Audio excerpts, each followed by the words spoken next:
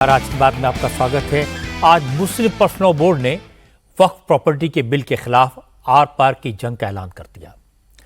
ज्यादातर विरोधी दलों ने बोर्ड का साथ दिया। मुस्लिम पर्सनल बोर्ड ने कहा, इस बिल के जरिए सरकार मुसलमानों की जायदाद छीनना चाहती है, मुसलमानों को सेकंड क्लास सिटीजन बनाना चाहती है और वो इस साजिश को कामयाब नहीं होने देंगे। आज जंतर मंतर पर मुस्लिम पर्सनल बोर्ड के प्रदर्शन में कांग्रेस, समाजवादी पार्टी, तृणमूल कांग्रेस, एनसीपी, मुस्लिम लीग, लेफ्ट फ्रंट के तमाम नेता शामिल हुए और सबने एक सुर में कहा, जो पार्टियां वक्फ बिल को सपोर्ट कर रही हैं वो मुस्लिम विरोधी हैं, वो बीजेपी के साथ हैं, इसलिए मुसलमानों को ऐसी पार्टियों का बॉयकॉट करना चाहिए। असदुद्दीन ओवैसी ने साफ साफ कहा कि चिराग पासवान, जीतन राम मांझी, नीतीश कुमार और चंद्रबाबू नायडू को वो सेक्युलर मानते हैं, लेकिन उन्हें इस बात पर हैरानी है कि ये नेता भी नरेंद्र मोदी के मुस्लिम विरोधी एजेंडे को सपोर्ट कर रहे हैं। ओवैसी ने कहा कि मुसलमानों को एकजुट होकर ऐसे नेताओं पर प्रेशर बनाना चाहिए। ओवैसी के मुताबिक सरकार का मकसद है किसी भी तरह मुसलमानों की प्रॉपर्टी छीनी जाए, उनके हक छीने जाए, जिससे माहौल खराब हो, देश का अमन चैन बिगड़े। कांग्रेस के नेता इमरान मसूद बोले, इस मुद्दे पर खून देना पड़ा तो खून भी दूंगा। कल्बे जब्बार ने कहा, यह वक्फ प्रॉपर्टी बिल सांप का बिल है जिसमें जहर भरा है। तो इस मौके पर जमकर सियासत हुई, मुसलमानों के जज्बातों को भड़काने की पूरी कोशिश हुई। असल में होली की छुट्टियों के बाद आज पार्लियामेंट की कार्रवाई शुरू हुई और आज ही मुस्लिम पर्सनल बोर्ड ने वक्फ बिल के मुद्दे पर तमाम पार्टियों के नेताओं को और बड़े बड़े मौलानाओं को एक साथ जुटाकर सरकार पर प्रेशर बनाने की कोशिश की।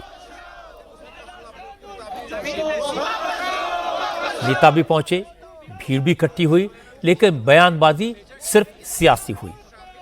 नाम था वक्फ प्रॉपर्टी बिल का, लेकिन किसी नेता ने वक्फ बिल पर फैक्चुअल बात नहीं की। भीड़ ने नारेबाजी की, वक्फ बिल को मुसलमानों के खिलाफ बताया, सरकार पर तरह तरह के इल्जाम लगाए। समाजवादी पार्टी, तृणमूल कांग्रेस और वामपंथी दलों के नेताओं ने और असदुद्दीन ओवैसी ने अपना पूरा फोकस नीतीश कुमार और चंद्रबाबू नायडू पर रखा। ज्यादातर नेताओं ने कहा कि वो वक्फ बिल के जंग में पर्सनल लॉ बोर्ड और मुस्लिम तंजीमों का साथ देंगे। ओवैसी ने कहा कि मोदी सरकार मस्जिदों और कब्रिस्तानों की जमीनें छीनना चाहती है। देश का मुसलमान इस हकीकत को समझ रहा है, इसलिए चंद्रबाबू नायडू, नीतीश कुमार और चिराग पासवान जैसे नेताओं को सावधान हो जाना चाहिए। ओवैसी ने कहा कि जो पार्टियां वक्फ बिल को सपोर्ट करेंगी उन्हें मुसलमान कयामत के दिन तक भी माफ नहीं करेंगे। वक्फ बिल को लाकर कानून बनाने की जो कोशिशें कर रही है, उनका मकसद एक ही है कि इस मुल्क में अमन को खराब किया जाए। वजीर आजम का मकसद एक ही है कि मस्जिद और मंदिर के नाम पर आवाम हमेशा लड़ते रहे। नरेंद्र मोदी आजकल भारत के हमारे फजीलतुल शेख बने हुए हैं और ये बता रहे हैं कि अगर कोई मुसलमान होता है तो उसको 5 साल तक वो वक्फ को नहीं दे सकता है। ये कहां से इनको मालूम हुआ, कौन से फिक्र ये की किताब में लिखा गया? तो इनका मकसद एक ही है कि भारत के मुसलमानों से उनकी सियासी और मजहबी शनाख्त को छीन लिया जाए। मैं आपको बता रहा हूं कि इस बिल का मकसद मुसलमानों से मस्जिदों को छीनना, दरगाहों को छीनना, कब्रिस्तानों को छीनना, इवैक्यू प्रॉपर्टीज को छीन लेना, ये मकसद नरेंद्र मोदी की हुकूमत का है।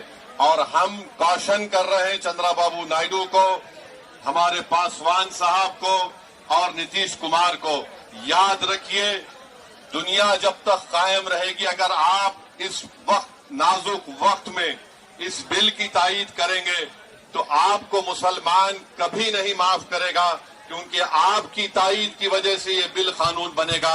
इसलिए हम उनसे भी कह रहे हैं कि आप इस गैर अनकॉन्स्टिट्यूशनल बिल की तायीद मत करिए। ममता बनर्जी की तरफ से महुआ मोइत्रा मुस्लिम पर्सनल बोर्ड को सपोर्ट करने पहुंची। महुआ ने कहा कि अब तक मुसलमानों के घर और रोजगार छीने जा रहे थे, लेकिन अब मुसलमानों से उनकी प्रॉपर्टी छीनने की भी कोशिश हो रही है। इसे बर्दाश्त नहीं किया जाएगा। हर पॉइंट कुवैत में मुसलमान जो हमारे देश के 200 करोड़ से भी ज्यादा आबादी है, इंडोनेशिया से सबसे ज्यादा मुसलमान इंडोनेशिया के बाद भारत में है। और बातों बातों में ये मुस्लिम्स को डिसएनफ्रेंचाइज करना, मुस्लिम्स को ये फीलिंग देना कि ये आपका देश नहीं है, पाकिस्तान चले जाओ, बांग्लादेश चले जाओ। क्यों पाकिस्तान जाएंगे भाई, क्यों बांग्लादेश जाएंगे? 5 बार मिट्टी में, यहाँ पे इस मिट्टी में हम रहेंगे, कहीं नहीं जाएंगे, कहीं नहीं जाएंगे। उनको जाना है वो जाए, हम कहीं नहीं जाएंगे। और वो चाहते ही है कि मुस्लिम्स को इतना डिसएनफ्रेंचाइज करे, इतना एक घर करे, इतना गेटवाइज करे कि एक इलाके में सब मुस्लिम्स है, कहीं मुस्लिम्स को घर के टेनेंसी ना मिले, एक इलाके में एक बिल्डिंग में मुस्लिम को घर के इलाका ये नहीं मिले, मुस्लिम को जॉब नहीं मिले। आज की मीटिंग में कांग्रेस की तरफ से सलमान खुर्शीद, गौरव गोगोई और इमरान मसूद जैसे नेता इस धरने में पहुंचे। सलमान खुर्शीद ने कहा, अगर वक्फ प्रॉपर्टी के मैनेजमेंट में कमियां हैं तो वक्फ बोर्ड इन कमियों को, इन खामियों को खुद दूर करेगा, लेकिन सरकार वक्फ प्रॉपर्टीज पर कब्जा कर ले, ये जायज नहीं है। गौरव गोगोई ने कहा, वो तो वक्फ बिल पर बनी जेपीसी में थे, लेकिन विपक्ष की बात सुनी ही नहीं गई, इसलिए आंदोलन का रास्ता ही बचा है। और इसके बाद इमरान मसूद ने कहा कि आंदोलन तो होगा और अगर जरूरत हुई तो खून भी देंगे। हम लोग संसद से लेकर के सड़क तक इस लड़ाई को लड़ने का काम करेंगे कि जहां खून की जरूरत होगी वहां खून देंगे, और जहां आपको लड़ने की जरूरत होगी हम आपको पहली सफ के अंदर नजर आने का काम करेंगे, क्योंकि इस लड़ाई को हमने जेपीसी में बहुत मजबूती के साथ लड़ने का काम किया है। और इंशाअल्लाह सुम्मा इंशाअल्लाह अल्लाह की जात से उम्मीद है कि इनके काले मंसूबे किसी भी सूरत में कामयाब नहीं हो पाएंगे। अखिलेश यादव ने भी अपनी पार्टी के 3 सांसदों धर्मेंद्र यादव, अवधेश प्रसाद और मुहिबुल्लाह नदवी को जंतर मंतर पर भेजा।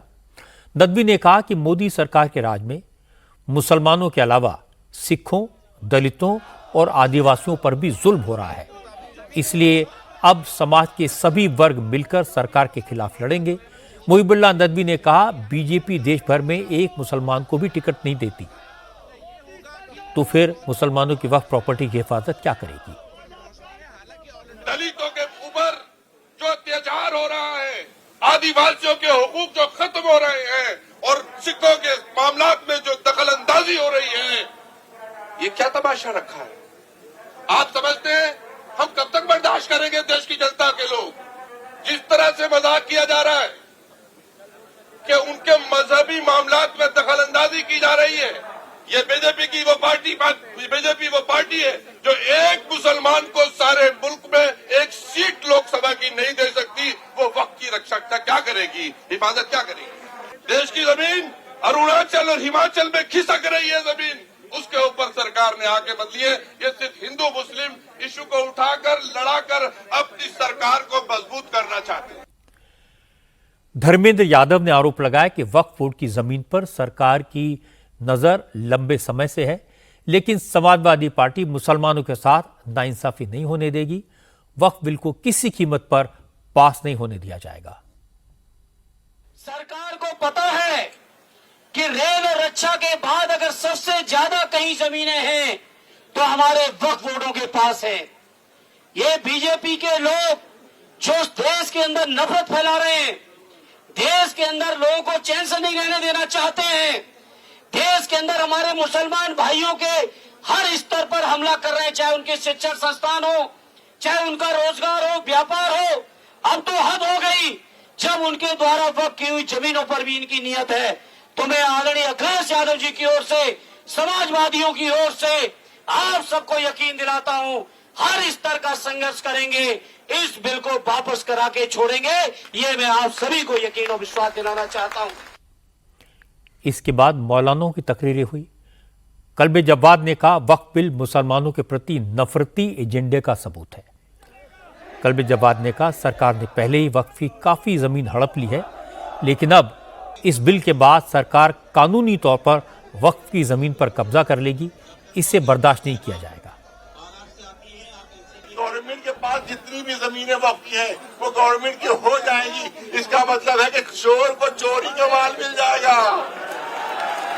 ये कौन सा कानून है कि वो चुरा भी रहे हो और कह रहे हो चोरी के माल ही हमारा हो जाएगा?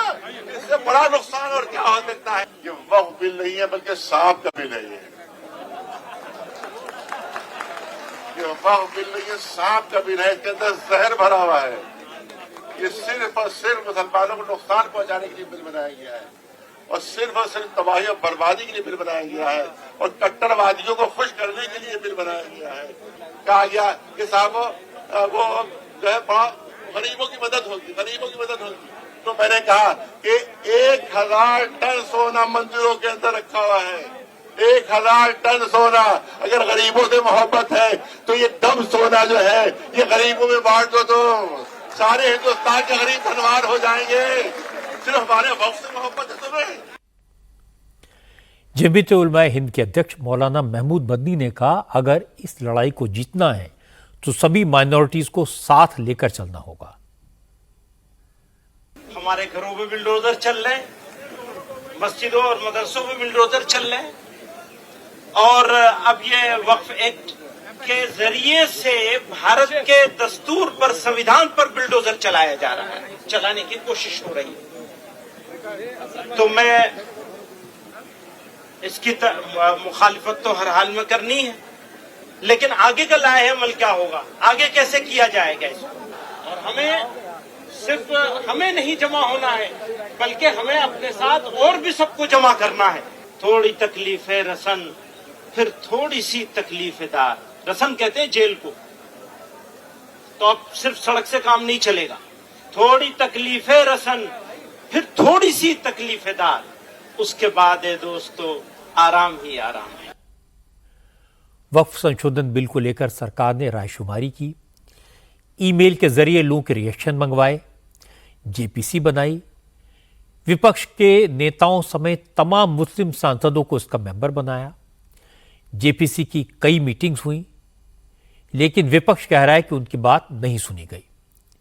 जेपीसी के चेयरमैन जगदम्बिका पाल ने बताया कि जेपीसी में सबकी बात सुनी गई थी, लेकिन अब विपक्ष के नेता और मुस्लिम पर्सनल बोर्ड के लोग आम मुसलमानों को गुमराह करने की कोशिश कर रहे हैं। जंतर मंतर पे लोग गुमराह करना चाहते हैं, देश के आम अल्पसंख्यकों को ये हड़पने की सरकार इसको और वक्फ की प्रॉपर्टी को बेहतर करना चाहती है, उसका फ़ायदा गरीब मुसलमान पसमानदा देना चाहती है।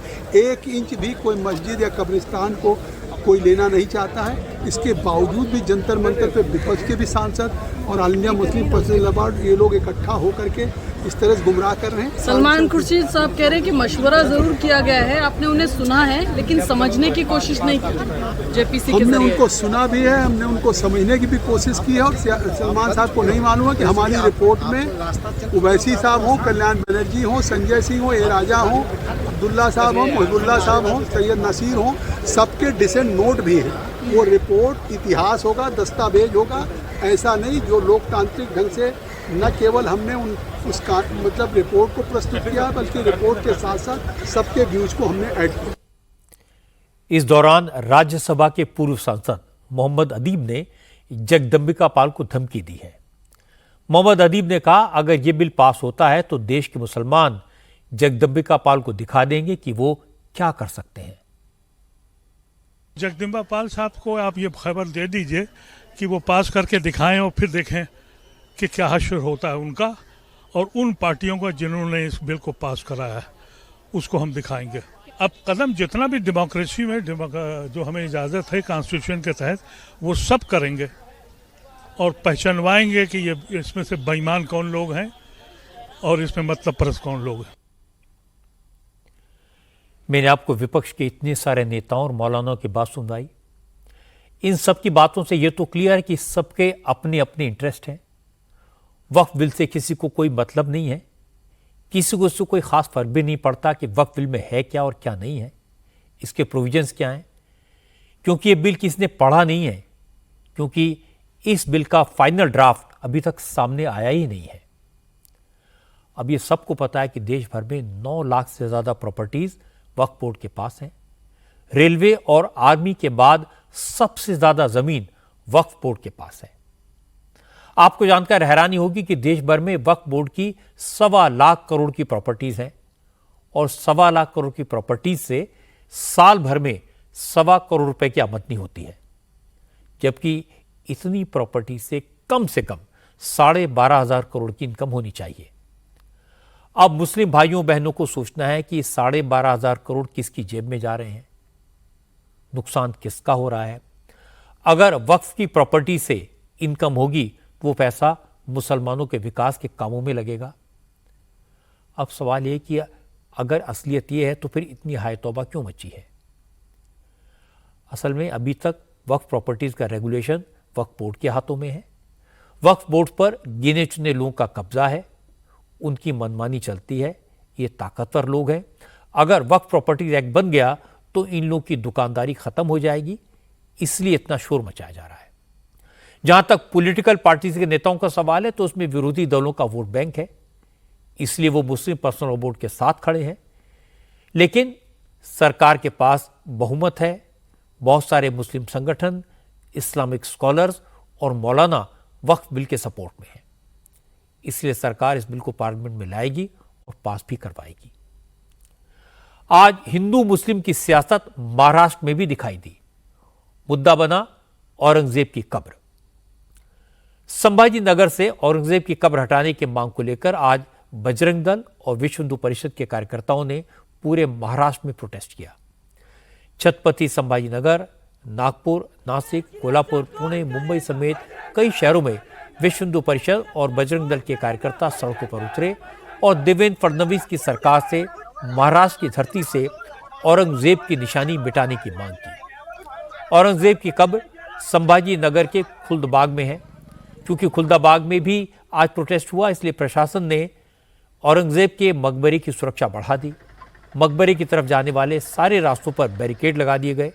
इसके बावजूद हिंदूवादी संगठनों के कार्यकर्ताओं ने औरंगजेब की कब्र तक मार्च किया। संभाजी नगर के वीएचपी नेता राजू जहांगीरदार ने कहा उनका प्रोटेस्ट मुसलमानों के खिलाफ नहीं है, ये महाराष्ट्र के सम्मान की लड़ाई है। इस लड़ाई में महाराष्ट्र के मुसलमानों को भी विश्व हिंदू परिषद का साथ देना चाहिए। जो औरंगजेब जिसने छत्रपति संभाजी महाराज को यातनाएं दी, 40 दिन का यातनाएं देके, और वो छत्रपति संभाजी महाराज हमारे आराध्य है। जिस औरंगजेब ने अपने बाप को मारा, बहन को मारा, भाई को मारा, उसका आदर्श नहीं रहना चाहिए। और एक बात चल रही है कि हम मुस्लिम लोग के विरोध में है, बिल्कुल मुस्लिम लोग के विरोध में नहीं है हम लोग। हम सिर्फ औरंगजेब की कब्र के विरोध में है। औरंगजेब का आदर्श नहीं होना चाहिए। तो ऐसा जो क्रूर कर्म औरंगजेब है उसकी कब्र हटनी चाहिए, इसके लिए हम आंदोलन कर रहे हैं। असल में सारा झगड़ा अबू आजमी के औरंगजेब को हीरो बताने के बाद शुरू हुआ। अबू आजमी ने औरंगजेब को इंसाफ पसंद बताया था। हिंदू संगठनों का कहना है कि जब तक महाराष्ट्र में औरंगजेब की कब्र रहेगी तब तक उसका महिमा मंडन करने वाले लोग आते रहेंगे। नागपुर में वीएचपी बजरंग दल के कार्यकर्ताओं ने औरंगजेब की सिंबॉलिक कब्र बनवाई और उसे आग के हवाले किया। विश्व हिंदू परिषद महाराष्ट्र गोवा क्षेत्र के प्रमुख गोविंद शिंदे ने कहा कि वीएचपी के कार्यकर्ताओं ने पहले बाबरी ढांचे को गिराने की कसम खाई थी, वो पूरी की। अब औरंगजेब की कब्र हटाने की शपथ ली है, इसे भी पूरा करके ही दम लेंगे। अभी ये जो आंदोलन आज से प्रारंभ हुआ है, इसकी रूपरेखा बिल्कुल अलग है। वो मंदिर निर्माण करने के लिए आंदोलन था, ये कब्र को हटाने के लिए आंदोलन है। औरंगजेब का जिन कुछ लोग महिमा मंडन कर रहे हैं उसका विरोध है, और जब तक ये थड़गा यहाँ बना रहेगा तब तक औरंगजेब को जिंदा रखने का ये पापी काम करेंगे। इसलिए थड़गे को ही हटा करके उसका महिमा मंडन बंद करना चाहिए, ये हमारा उद्देश्य है। सरकार से हमने कहा है कि आप इसको पुरातत्व विभाग से वापस लीजिए। पुरातत्व विभाग इसके ऊपर प्रतिवर्ष बहुत बड़ा खर्चा करता है, वो बंद कराए और सरकार अपने नियंत्रण में इसको लेकर के इसको हटाने की कार्रवाई करे और कार्रवाई करते हुए दिखे। और नहीं तो हमारा अंतिम निर्णय तो हमने पहले ही डिक्लेयर कर दिया है कि हम संभाजी नगर कूच करेंगे, कार सेवा करेंगे, उस कब्र को वहां से हटाएंगे। हम पूरे हिंदू समाज को अपने साथ खड़ा करेंगे। हालांकि इसके बाद मुस्लिम संगठनों ने भी प्रोटेस्ट किया। प्रदर्शनकारियों का आरोप है कि बजरंग दल के प्रोटेस्ट में औरंगजेब की जिस सिंबॉलिक कब्र को जलाया उसके ऊपर जो चादर डाली गई उस पर कुछ मजहबी बातें लिखी थी। इसलिए बजरंग दल के कार्यकर्ताओं के खिलाफ एफआईआर दर्ज की जाए, उन्हें गिरफ्तार किया जाए।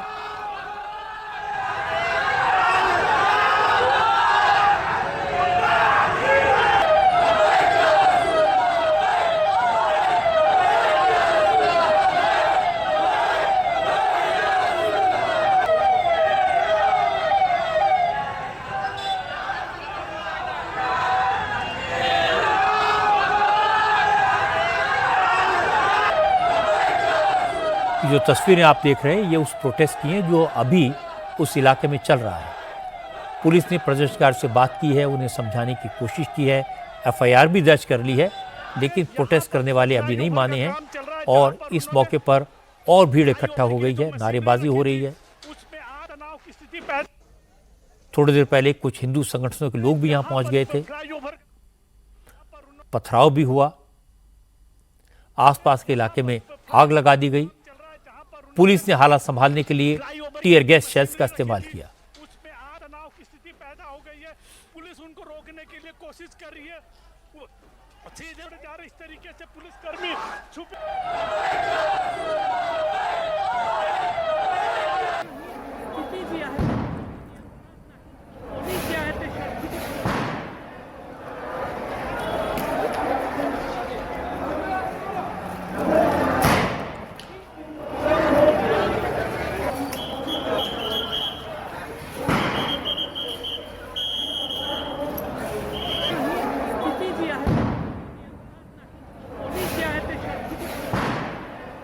ये तस्वीर जो आप देख रहे हैं ये उन मुस्लिम वर्ग के नेताओं की हैं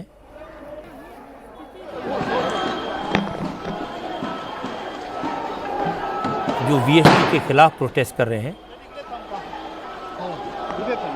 इनका कहना है कि बजरंग दल के प्रोटेस्ट में औरंगजेब की जिस सिंबॉलिक कब्र को जलाया गया था, उस पर जो चादर डाली गई थी, उस पर जो लिखा था, उसको लेकर उनकी नाराजगी है। बजरंग दल के कार्यकर्ताओं के खिलाफ एफआईआर दर्ज कर ली गई है, लेकिन प्रदर्शनकारी नहीं माने और इस समय ये जो प्रोटेस्ट चल रहा है इसकी लाइव तस्वीरें आप देख रहे हैं।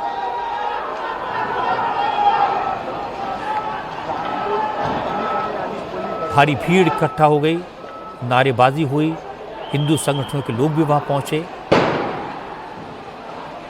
पथराव हुआ, आग लगा दी गई। पुलिस ने समझाने की कोशिश की, लेकिन प्रदर्शन करने वाले सुनने को कतई तैयार नहीं।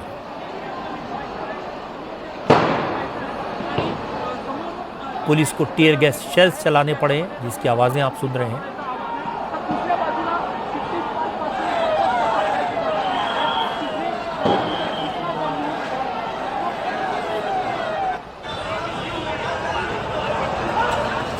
एक तरफ देख रहे हैं कि पुलिस समझाने की कोशिश करे और दूसरी तरफ जो वाहनों में आग लगाई गई है उसकी तस्वीरें दिखाई दे रही हैं।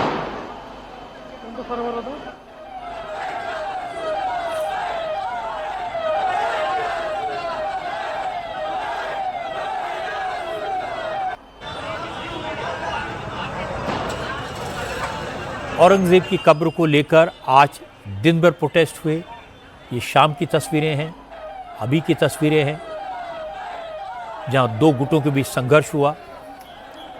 पहले मुस्लिम प्रदर्शनकारी पहुंचे, उन्होंने कहा कि औरंगजेब की जिस सिंबॉलिक कब्र को जलाया गया था उसके ऊपर जो चादर डाली गई थी उस पर मजहबी बातें लिखी थी, इसलिए बजरंग दल के कार्यकर्ताओं के खिलाफ एक्शन लिया जाए, उन्हें अरेस्ट किया जाए। फिर हिंदू संगठनों के लोग वहां पहुंचे, दोनों गुटों में टकराव हुआ, मुस्लिम प्रदर्शनकारियों ने पथराव किया, आसपास के इलाके में आग लगा दी और फिर पुलिस ने टीयर गैस फायर की।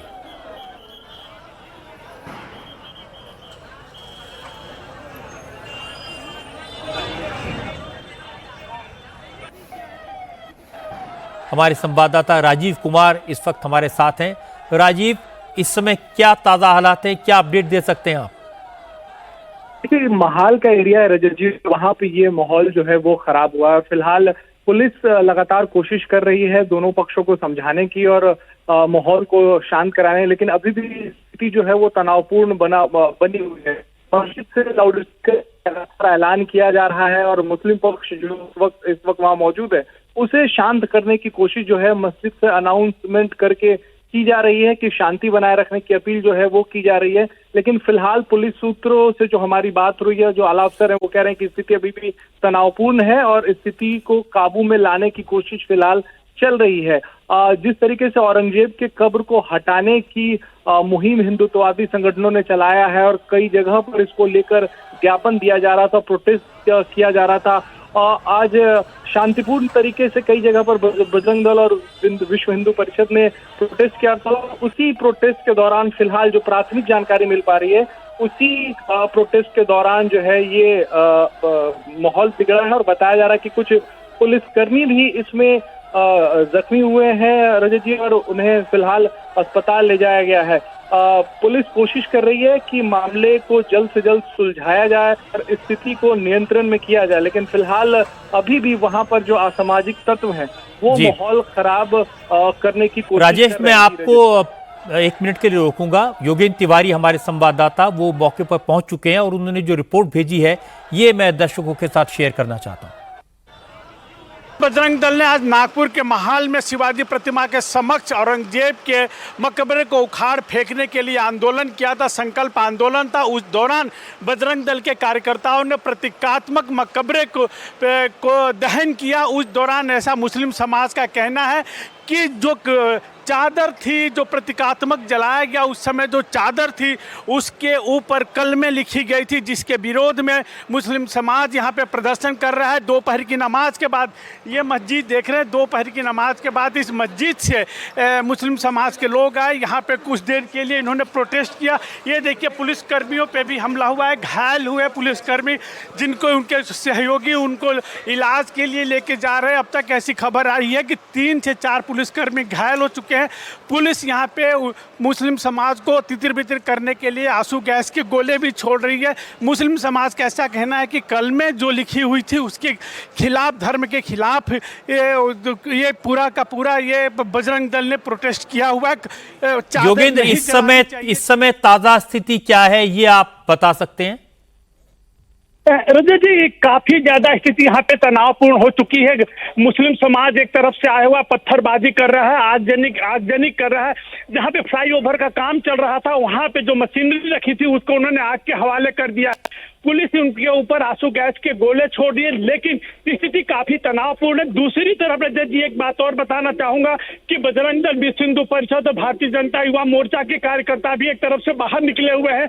वहां पे पुलिस ने उनको रोक दिया है। आमने सामने स्थिति बनी हुई है। मस्जिदों से अनाउंसमेंट कराया जा रहा है कि रोजा चल रहा है, आप लोग पूरी तरीके से आप लोग वापस चले जाइए, नागपुर का नाम न खराब किया जाए, लेकिन कोई भी इस बात को सुनने के लिए तैयार नहीं है। रजत जी जी योगेंद्र, बहुत बहुत शुक्रिया आपका इस जानकारी के लिए। अब जैसे ही जरूरत पड़ेगी आपसे एक बार फिर से बात करेंगे। योगेंद्र तिवारी हमारे संवाददाता नागपुर से जो इस वक्त की लाइव स्थिति की बता रहे थे। तनावपूर्ण स्थिति है। पुलिस ने मुस्लिम संगठनों की शिकायत पर बजरंग दल के कार्यकर्ताओं के खिलाफ FIR दर्ज कर ली है, गिरफ्तारी का भरोसा दिलाया है, लेकिन इसके बाद भी भीड़ मौके पर जुटी हुई है, हंगामा कर रही है, पुलिस पर पथराव कर रही है, चारों तरफ से आग लगा दी गई है। और जैसा हमारे संवाददाता बता रहे थे कि इसमें 4 पुलिसकर्मी घायल हुए हैं, चारों तरफ आग लगी हुई है।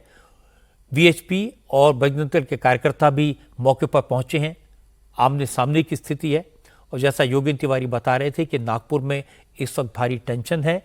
हालांकि मस्जिद से बार बार लोगों से अपील की जा रही है कि वो घर चले जाएं, उन्हें रमज़ान के महीने की याद दिलाई जा रही है, लेकिन लोग वापस जाने को तैयार नहीं है।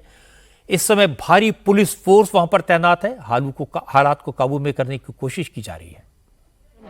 इस समय क्या कारण है पूरी घटना का? नहीं, ये किसी मिसकम्युनिकेशन के कारण ये घटना घटी है। अभी सिचुएशन कंट्रोल में है, हमने अपना फोर्स पूरा यहाँ पे स्ट्रांग है। सबसे हम अपील करते हैं कि कोई बाहर ना निकलिए और इसका पालन कीजिए और पत्थरबाजी ना करिए। काफ़ी पत्थरबाजी वहाँ से हो रही है, तो हमने उनको आगे शो ऑफ फोर्स किया था, उन पे टियर गैस का भी वापर किया था। अभी सिचुएशन कंट्रोल में। कई छोटी छोटी कोई गाड़ी को आग लगाई है, तो उसको हमने फायर ब्रिगेड बुला के उसको भी हमने प्रोटेक्टिव सपोर्ट फोर्स देके उसको भी बुझाया है। पुलिस कर्मी भी इंजर्ड हुए हैं? हाँ, थोड़े बहुत इंजोर हुए हैं, कुछ आगे पीछे। मेरा भी थोड़ा सा पैर इंजोर हुआ है पत्थरबाजी में, तो वो चल रहा है। बट हम लोग का भी सबसे विनती है, अपील है कि प्लीज़ शांति बनाए रखिए और हम लोग सबसे अपील करते हैं शांति बनाए रखिए और अभी उचित जो कानूनी कार्रवाई है वो शुरू है। अच्छी बात यह है कि पुलिस को लगता है कि हालात काबू में हैं और शांति बनाए रखने की कोशिश सफल हुई है। अगर इस मामले में कोई और अपडेट होगा तो मैं आपको बताऊंगा। पुलिस औरंगजेब की कब्र को हटाने को लेकर के प्रोटेस्ट ठाणे और मुंबई में भी हुआ। वीएचपी की मांग को महाराष्ट्र सरकार के मंत्री नीतीश राणे ने सपोर्ट किया। नीतीश राणे ने कहा कि सरकार को सबकी भावनाओं का ख्याल है, लेकिन सरकार जो करती है उसका ढोल नहीं पीटती। राणे ने कहा कि औरंगजेब की कब्र के बारे में बात करने की कोई जरूरत नहीं है, जब काम हो जाएगा तो सबको पता चल जाएगा। सब लोग अपना काम करो, सरकार भी अपना काम करेगी। बाबरी मस्जिद को तोड़ते वक्त क्या हमने आपस में बातचीत करी थी? जो अब करें। औरंगजेब की कब्र को हटाने की मांग को लेकर कोल्हापुर में जो प्रोटेस्ट हुआ, उसमें हैदराबाद के बीजेपी विधायक टी राजा सिंह पहुंचे और राजा सिंह ने कहा उन्हें पूरा यकीन है कि देवेंद्र फडणवीस और एकनाथ शिंदे हिंदुओं की मांग को पूरा करेंगे। अगर कब्र को हटाने के लिए कानून बदलने की जरूरत पड़ती है तो उसे भी बदलेंगे। राजा सिंह ने कहा कि पार्टी भले ही परमिशन न दे, लेकिन अब वो खुद इस आंदोलन का हिस्सा बनेंगे। महाराष्ट्र की जनता ने, महाराष्ट्र के हिंदुओं ने भगवे को खड़ा किया है, भगवे को जिताया है। अब महाराष्ट्र का हिंदू चाहता है कि औरंगजेब की कब्र का नाम और निशान मिटे। जैसे तेल लगाया था डाबर का, नाम मिटाया था बाबर का, वैसे ही अब हम तेल लगाएंगे डाबर का और कब्र मिटाएंगे औरंगजेब की। मेरे मित्रों, हिंदू विचारधारा वाले ज्यादातर संगठन एक मत हैं, लेकिन हैरानी की बात है कि उद्धव ठाकरे की शिवसेना ने इस मुद्दे पर बिल्कुल अलग यू टर्न लिया है। उद्धव ठाकरे औरंगजेब की कब्र को प्रोटेक्शन देने की मांग करते रहे हैं, लेकिन आज सामना के एडिटोरियल में उद्धव ठाकरे ने लिखा कि औरंगजेब की कब्र मराठा शौर्य का सिंबल है, इसे हटाना नहीं चाहिए। उद्धव ने लिखा कि जो लोग बाबरी मस्जिद की तरह औरंगजेब की कब्र हटाने की बात कह रहे हैं वो तालिबानी हिंदू हैं, महाराष्ट्र के दुश्मन हैं, महाराष्ट्र में जहर घोलना चाहते हैं। इसके बाद संजय राउत ने यही बात दोहराई जो बात उद्धव ने सामना में लिखी। महाराष्ट्र में औरंगजेब की कब्र जरूर है। मैं मानता हूँ ये मराठों की एक शौर्य का स्मारक है। इतिहास को पता चलना चाहिए आने वाली पीढ़ियों को कि महाराष्ट्र किस तरह से छत्रपति शिवाजी महाराज और मराठे आक्रामक जो थे उनसे लड़ते रहे, लेकिन वो जो आक्रामक थे वो महाराष्ट्र के ऊपर, शिवाजी महाराज और मराठों के ऊपर विजय नहीं प्राप्त कर पाए। उनकी कब्र इस महाराष्ट्र में बनानी पड़ी। ये इतिहास है, ये इतिहास वैसा ही रहना चाहिए। लेकिन कुछ लोग अब नए नए हिंदुत्ववादी पैदा हुए हैं, नए नए मुल्ला हैं, उनको क्या इतिहास का पता है।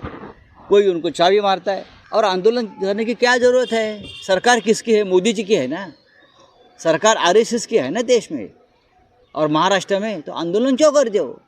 ऊपर से एक फरमान आदेश निकालो और हटाओ कब्र। किसने रोका है फडणवीस और मोदी जी को? ये आंदोलन का नाटक बंद करो। लोगों को बहुत तकलीफ हो रही है बाहर। असल में आज इस मुद्दे पर लोग सड़कों पर इसलिए उतरे क्योंकि आज छत्रपति शिवाजी महाराज की जयंती है। वीएचपी और बजरंग दल ने पूरे महाराष्ट्र में प्रोटेस्ट किया, लेकिन इस मुद्दे पर देवेंद्र फडणवीस ने बड़ी चतुराई से जवाब दिया, समझदारी से बात की। भिवंडी में आज छत्रपति शिवाजी महाराज के मंदिर का उद्घाटन था। इस अवसर पर फडणवीस ने कहा वो भी मानते हैं कि महाराष्ट्र में औरंगजेब की कब्र नहीं होनी चाहिए, लेकिन वो क्या करें। 50 साल पहले कांग्रेस की सरकार ने औरंगजेब की कब्र को संरक्षित घोषित कर दिया था। अब उस कब्र की सुरक्षा की जिम्मेदारी सरकार की है। फडणवीस ने कहा कि कानूनी मजबूरियां हैं, इसके चक्कर में सरकार औरंगजेब की कब्र की हिफाजत करेगी, लेकिन वो वादा करते हैं कि महाराष्ट्र में औरंगजेब का महिमा मंडन करने की छूट किसी को नहीं दी जाएगी। जो भी ऐसा करेगा उसकी जगह जेल में होगी।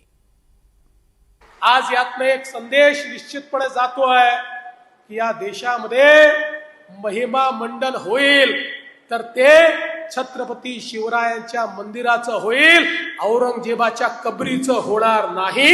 हे देखील या निमित्ताने लक्षात घेतलं पाहिजे। आज हे ठीक आहे, खरं म्हणजे त्या औरंग्याची कबर कशाला हवी, परंतु आपल्याला देखील कल्पना आहे की एएसआयने त्याला 50 वर्षापूर्वी संरक्षित म्हणून अशा प्रकारचं त्या ठिकाणी स्थळ म्हणून घोषित केलेलं आहे आणि म्हणून त्याचं संरक्षण देखील करायची जबाबदारी ही राज्य सरकारवर आणि केंद्र सरकारवर येऊन पडलेली आहे.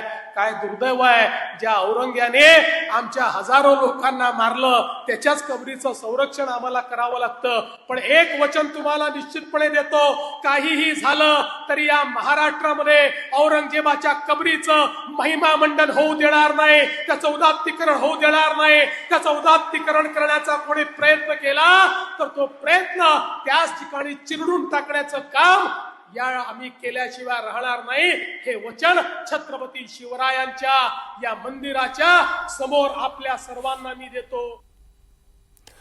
देवेंद्र फडणवीस ने अपने पद की गरिमा के अनुसार बात की, सरकारी दायित्व को भी समझा और जन भावनाओं का भी ख्याल रखा.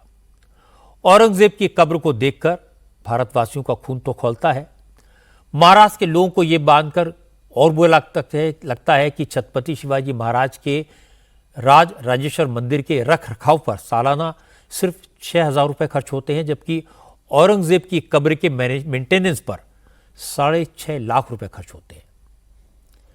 एक क्रूर शासक के लिए इतना सम्मान क्यों? जहां तक सियासत का सवाल है, बीजेपी को तो एक कंट्रोवर्सी सूट करती है, लेकिन उद्धव ठाकरे ने औरंगजेब की कब्र को प्रोटेक्शन देने की मांग करके अचरज में डाल दिया. छत्रपति शिवाजी महाराज की आराधना करने वाली पार्टी के अध्यक्ष उद्धव ठाकरे ने औरंगजेब की कब्र को मराठा शौर्य का सिंबल बताकर सबको चौंका दिया. लगता है कि फडणवीस का विरोध करने के चक्कर में उद्धव गलत चाल चल गए, औरंगजेब की कब्र की हिफाजत की बात कर गए. अब बात बिहार की. आज बिहार विधानसभा में जमकर हंगामा हुआ. आरजेडी, कांग्रेस और लेफ्ट के विधायकों ने कानून व्यवस्था के मुद्दे पर नीतीश कुमार को घेरा. पिछले कुछ दिनों में बिहार में पुलिस पर हमले की 12 घटनाएं हुई हैं. अररिया, मुंगेर, जहानाबाद, मुजफ्फरपुर, नवादा, किशनगंज समेत कई इलाकों में पुलिस टीम पर हमले हुए हैं. 2 अफसरों की मौत हो गई है. इसलिए विरोधी दलों के नेता आज बैनर पोस्टर लेकर विधानसभा में पहुंचे. सदन की कार्रवाई शुरू होते ही हंगामा शुरू हो गया. आरजेडी के विधायक नारेबाजी करते हुए वेल में आ गए. आरजेडी के विधायक चाहते थे कि सदन का कामकाज रोककर लॉ एंड ऑर्डर के मुद्दे पर सरकार जवाब दे, लेकिन स्पीकर नंदकिशोर यादव ने इसकी परमिशन नहीं दी, तो आरजेडी के विधायकों ने वॉकआउट कर दिया और विधानसभा के गेट पर प्रदर्शन किया. राबड़ी देवी ने कहा, जो लोग लालू राज को जंगल राज कहते थे वो बताएं कि क्या अब मंगल राज है. उसके बाद तेजस्वी ने कहा, नीतीश के 20 साल के राज में 60,000 मर्डर और 25,000 रेप हुए हैं. क्या यही कानून का राज है? हम इतना कहना चाहते हैं, बिहार में अपराधियों का बहार है, क्योंकि यहाँ सत्ता के द्वारा जो है संरक्षण जो है दिया जा रहा है अपराधियों को. अपराधी इतने बेलगाम हो गए हैं कि पुलिस के लोगों को भागना पड़ रहा है और माननीय मुख्यमंत्री जी के पास 2 शब्द भी इन घटनाओं के बारे में बोलने के लिए कुछ नहीं है. Where is law and order? कहाँ है बिहार के गृह मंत्री जी, मुख्यमंत्री जी कहाँ है? अचेत अवस्था में एकदम आ चुके हैं. 20 साल में 60,000 हत्याएं हुई हैं, 25,000 बलात्कार हुए हैं, तो इसका भी दोषी ये लालू जी को ठहराने का काम करेंगे. अरे आप अपने 20 सालों का हिसाब दीजिए. लॉ एंड ऑर्डर की व्यवस्था से नीतीश कुमार भी परेशान हैं. आज उन्होंने चीफ सेक्रेटरी और डीजीपी के साथ मीटिंग की. अफसरों से कहा, ये पता लगाएं कि अचानक अपराध की घटनाएं क्यों बढ़ गई हैं, इसके पीछे कोई साजिश तो नहीं है.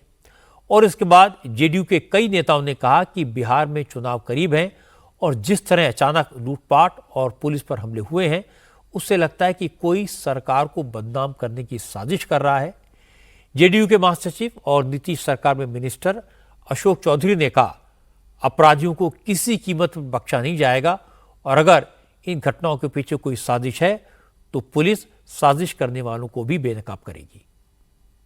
अपना स्कोर सेटल करना चाहते हैं, लेकिन 2-4 घटनाएं हुई हैं पुलिस के साथ जिसमें सरकार पूरी तरह से सख्त है और माननीय मुख्यमंत्री के स्तर पर स्तरीय बैठक भी की गई है और जानकारी भी प्राप्त की गई है और जो लोग भी इसमें इन्वॉल्व हैं किसी को छोड़ा नहीं जाएगा. लेकिन जो लोग आज हल्ला कर रहे हैं और आरोप लगा रहे हैं, इनको अपना समय याद नहीं है. नीतीश कुमार के समय में भी कोई भी अपराधी को संरक्षण नहीं प्राप्त है.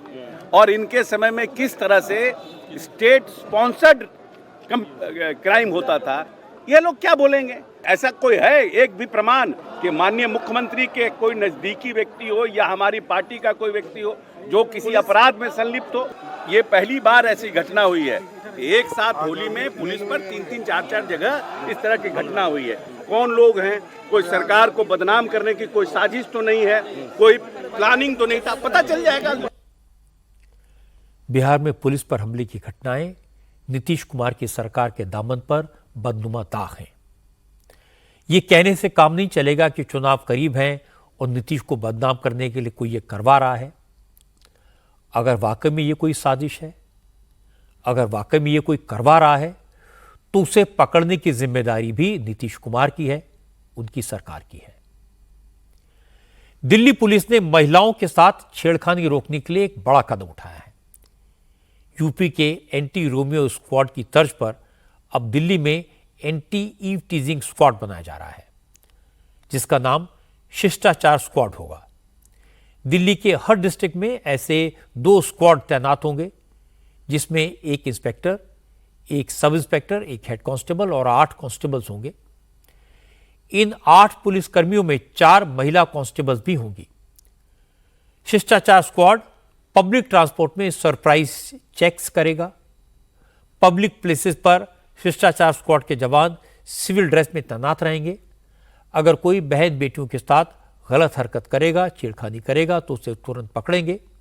और बड़ी बात है कि शिष्टाचार स्क्वाड में शामिल जवानों को हिदायत दी गई है कि अगर कोई पब्लिक प्लेस पर न्यूसेंस क्रिएट करे तो उसके खिलाफ तुरंत एक्शन लिया जाए, लेकिन मॉरल पुलिसिंग बिल्कुल न की जाए। इसमें एक हमने इनको बड़ा आदेश दिया है कि भाई इसमें कोई भी आप मॉरल पुलिसिंग नहीं करेंगे कि अगर कहीं पे कोई जोड़ा बैठा है या कोई कंप्लेंट नहीं कर रहा है तो अपने आप से नहीं करेंगे। बट इसका मतलब ये नहीं है कि वो डिकॉय नहीं बन सकते, या वो अगर न्यूसेंस है और लड़की कहती है मैं कंप्लेंट नहीं दूंगी तो उनको वेट नहीं करना है कि कोई कंप्लेंट मिले, देन दे कैन टेक स्वयं एक्शन ले सकते हैं। ऑल्सो अनड्यू हैरेसमेंट नहीं करेंगे, कोई पब्लिक शेमिंग नहीं करेंगे। जो आप जिन व्यक्तियों को पकड़ते हो ये करते हुए, तो शिष्टाचार नाम ही इसलिए दिया गया कि उनको शिष्टाचार सिखाना है। उनके साथ ये नहीं करेंगे कि उनसे कोई उठक बैठक करा रहे हैं या कुछ उनसे कोई और चीज़ करवा रहे हैं, लेकिन उनको ये बताने की ज़रूरत है, ये शिक्षा देने की ज़रूरत है कि आप ये नहीं करेंगे। दिल्ली में एंटी रोमियो स्क्वाड एक अच्छा कदम है। छेड़खानी करने वालों को सबक सिखाना ही चाहिए। गुंडागर्दी करने वालों के दिल में पुलिस का डर होना ही चाहिए। दिल्ली में रहने वाली बहन बेटियां सुरक्षित महसूस करें, ये पुलिस की जिम्मेदारी है और ये जिम्मेदारी पूरी होनी ही चाहिए। अब पंजाब की बात। अमृतसर के ठाकुर द्वारा मंदिर में ग्रेनेड से हमला करने वाले अपराधी को आज पंजाब पुलिस ने मार गिराया। अमृतसर के खंडवाला इलाके में हमलावरों ने 2 दिन पहले ठाकुर द्वारा मंदिर पर हमला किया था। आज सुबह अमृतसर के राजा सांसी इलाके में पुलिस ने बाइक सवार अपराधियों को इंटरसेप्ट किया। पुलिस को देखकर अपराधियों ने फायरिंग शुरू कर दी। 2 पुलिस वाले घायल हुए और इसके बाद जवाबी फायरिंग में एक अपराधी को गोली लगी और दूसरा अपराधी फरार हो गया। घायल अपराधी की पहचान गुरसिंदक सिंह के तौर पर हुई है। इलाज के दौरान गुरसिंदक सिंह की मौत हो गई। पुलिस का दावा है कि दम तोड़ने से पहले गुरसिंदक सिंह ने अपना गुनाह कबूल किया था। उसने अपने दूसरे साथी का नाम भी बता दिया है। पुलिस को उसकी लोकेशन भी मिल गई है और उसे भी जल्दी गिरफ्तार कर लिया जाएगा। अमृतसर के पुलिस कमिश्नर ने बताया कि पंजाब में जो ग्रेनेड अटैक हो रहे हैं उसके पीछे आईएसआई है। गुरसिंदक सिंह भी पाकिस्तान में आईएसआई के हैंडल्स के संपर्क में था। उसी ने इन लोगों को ग्रेनेड सप्लाई किए थे और मंदिर पर हमले का आदेश दिया था।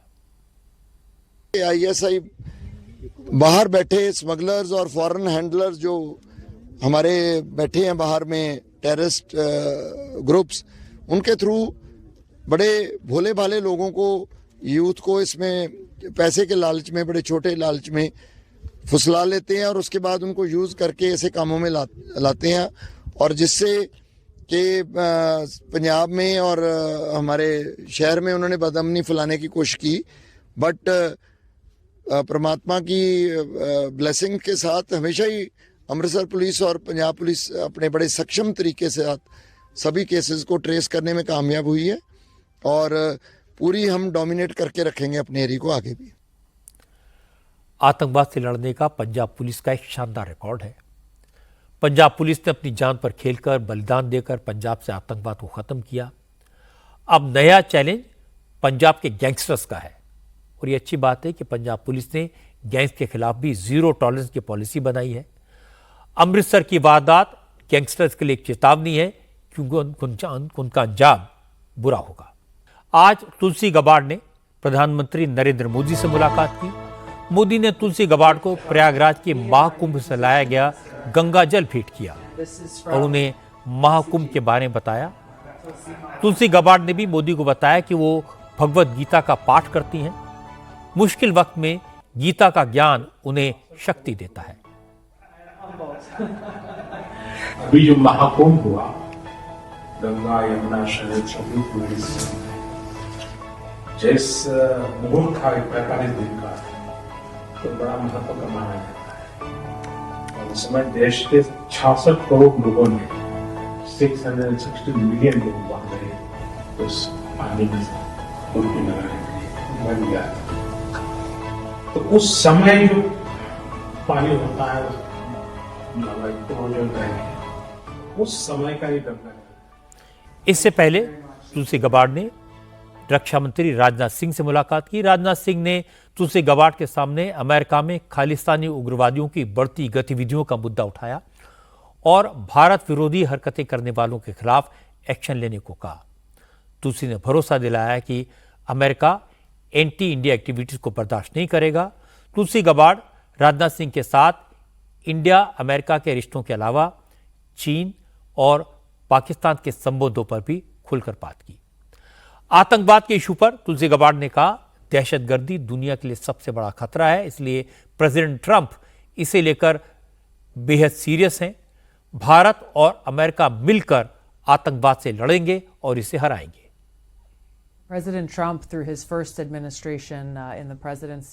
राष्ट्रपति डोनाल्ड ट्रंप इस्लामी आतंक से लड़ने के लिए अपने वादे को लेकर बहुत क्लियर हैं। इस आतंक ने हमें घेर लिया है और लगातार अमेरिकी लोगों पर खतरा बना हुआ है। ये भारत के लोगों को प्रभावित कर रहा है, बांग्लादेश को भी ये प्रभावित करता रहा है और मौजूदा समय में सीरिया, इजराइल और मिडल ईस्ट के कई देशों में लोगों पर असर डाल रहा है। मुझे पता है प्रधानमंत्री नरेंद्र मोदी इस खतरे को बहुत गंभीरता से लेते हैं। दोनों नेता इस खतरे को पहचानने और इसे हराने के लिए मिलकर काम करेंगे। अमेरिका की राष्ट्रीय खुफिया एजेंसी की चीफ तुलसी गबाड़ की सबसे इंपॉर्टेंट मीटिंग भारत के NSA अजीत डोवल के साथ हुई। इस मीटिंग में 20 देशों के इंटेलिजेंस चीफ शामिल थे। सबने तय किया कि वो अपने अपने देशों की सरजमी का इस्तेमाल भारत विरोधी गतिविधियों के लिए नहीं होने देंगे। इस मीटिंग में खालिस्तानियों की एंटी इंडिया एक्टिविटीज के बारे में खुलकर बात हुई। तुलसी गबाड़ के अलावा कनाडा के NSA और ब्रिटिश खुफिया एजेंसी MI6 के चीफ ने भी भारत की बात सुनी। मीटिंग में जो हुआ उसे सीक्रेट रखा गया है, लेकिन खालिस्तानियों को इसका मैसेज मिल गया होगा और इसका असर ग्राउंड पर बहुत जल्दी दिखाई देगा। एक अच्छी खबर आपको बता दूं, पिछले 9 महीने से इंटरनेशनल स्पेस सेंटर में फंसे अंतरिक्ष यात्री सुनीता विलियम्स और बुच विल्मोर कल धरती पर वापस लौट आएंगे। दोनों एस्ट्रोनॉट्स कल शाम 5:57 पर फ्लोरिडा में समंदर के किनारे उतरेंगे। बुच विल्मोर और सुनीता विलियम्स को space x crew dragon craft में वापस लाया जाएगा। सुनीता विलियम्स को लेने dragon craft international space station पहुंच चुका है और बड़ी बात है कि इन अंतरिक्ष यात्रियों की वापसी को पूरी दुनिया लाइव देख सकेगी। बुच विल्मोर और सुनीता विलियम्स पिछले साल जून में इंटरनेशनल स्पेस स्टेशन पहुंचे थे, लेकिन जिस स्टार लाइनर से वो दोनों गए थे वो खराब हो गया था और वो 9 महीने से इंटरनेशनल स्पेस स्टेशन में फंसे हुए थे। सुनीता विलियम्स जब स्पेस में गई थी तो उन्हें 1 हफ्ते में वापस लौटना था, लेकिन टेक्निकल प्रॉब्लम्स की वजह से रिटर्न जर्नी नहीं हो पाई और 285 दिन 285 डेज से वो स्पेस में अटकी हुई हैं। लेकिन स्पेस में तो भी ये सबसे ज़्यादा दिन रहने का रिकॉर्ड नहीं है। सबसे ज़्यादा दिन स्पेस में रहने का अमेरिकन रिकॉर्ड फ्रैंक रूबियो का है, जो 371 दिन लगातार स्पेस में रहे थे, और एक रशियन एस्ट्रोनॉट तो 437 डेज 437 दिन तक स्पेस स्टेशन में रहे, जो एक वर्ल्ड रिकॉर्ड है। लंबे समय तक स्पेस पे रहने के कारण हड्डियों में कमजोरी आ सकती है, मसल्स वीक हो जाती हैं, आंखों की रोशनी कम हो सकती है। इसलिए वापस लौटने के बाद सुनीता विलियम्स को कई दिन तक फिजिकल कंडीशन नॉर्मल करने के लिए नासा के स्पेस सेंटर में रहना होगा।